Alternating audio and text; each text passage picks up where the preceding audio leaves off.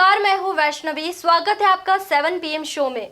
आज हम बात करेंगे प्रधानमंत्री मोदी को आधा घंटा इंतजार करवाने पर मुख्यमंत्री ममता बनर्जी ने क्या कहा। साथ ही CAA के साथ कोरोना की तीसरी लहर को लेकर IIT में हुई डराने वाली स्टडी पर। तो चलिए शुरू करते हैं।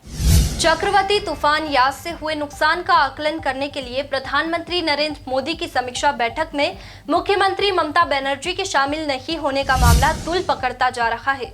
बता दें, समीक्षा बैठक में पहले ममता बनर्जी आधे घंटे बाद पहुंची और उसके बाद भी बैठक में हिस्सा लेने के बजाय तूफान से हुए नुकसान पर रिपोर्ट सौंपकर चली गई। इस पर शनिवार को ममता बनर्जी ने प्रेस कॉन्फ्रेंस कर अपना पक्ष रखा। उन्होंने कहा कि मुझ पर प्रधानमंत्री को वेट करवाने का आरोप गलत है। उल्टा मुझे इंतजार करने के बाद भी प्रधानमंत्री से मुलाकात करने की अनुमति नहीं दी गई। एक तरफ जहां कोरोना की दूसरी लहर थमती हुई दिखाई दे रही है, वहीं IIT दिल्ली की एक रिपोर्ट ने दिल्ली के केजरीवाल और केंद्रीय सरकार की चिंता बढ़ा दी है।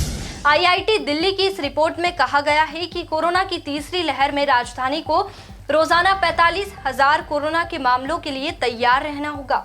इस दौरान रोजाना करीब 9,000 लोगों को हॉस्पिटल में एडमिट करने की जरूरत पड़ सकती है। केंद्र सरकार ने शरणार्थियों को लेकर एक बड़ा कदम उठाया है।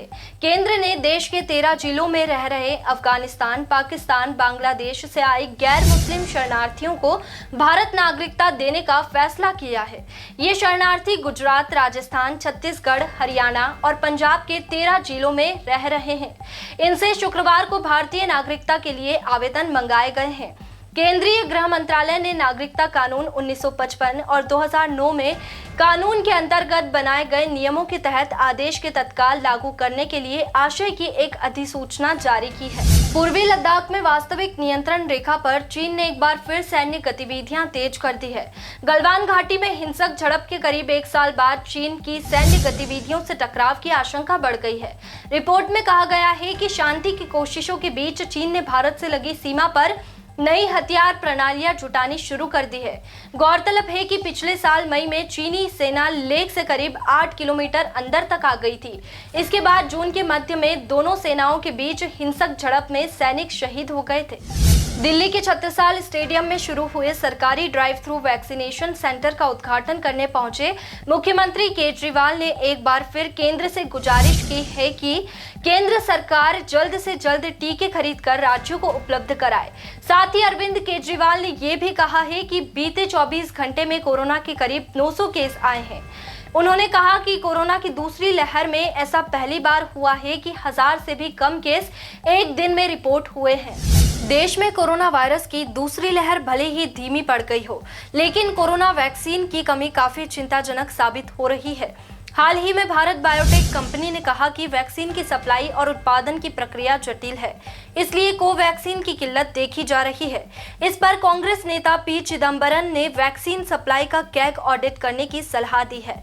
पी चिदम्बरम ने ट्वीट कर लिखा कि लापता टीके का रहस्य हर दिन गहराता जा रहा है। टीकों के एक बैच के उत्पादन के लिए आवश्यक लीड टाइम के बारे में भारत बायोटेक के बयान ने भ्रम को और बढ़ा दिया है। अमेरिका में रेलियार्ड गोलीबारी कांड में 17 मौतों के बाद अमेरिकी गन कल्चर पर फिर चर्चा छिड़ गई है। पिछले साल कैपिटल हिल्स पर हुई हिंसा के बाद यहां हथियारों की खरीदारी में 90% का उछाल आया है। 33 करोड़ की आबादी वाले अमेरिका में आम नागरिकों के पास 39 करोड़ हथियार है, लेकिन इसकी वजह से ब्रिटेन की चिंता बढ़ गई है। ब्रिटेन में पिछले 2 साल में 900 से ज्यादा खतरनाक हथियार बरामद हुए हैं, जो अमेरिका में लाइसेंस पर खरीदे गए थे और ब्रिटेन में अवैध रूप से पहुंचाए गए थे। ब्रिटेन में आपराधिक घटनाओं में अमेरिकी हथियार इस्तेमाल हो रहे हैं। अभी के लिए केवल इतना ही। देश दुनिया की तमाम खबरों के लिए जुड़े रहिए मृदुभाषी न्यूज के साथ। सच्ची खबर सलीके के साथ।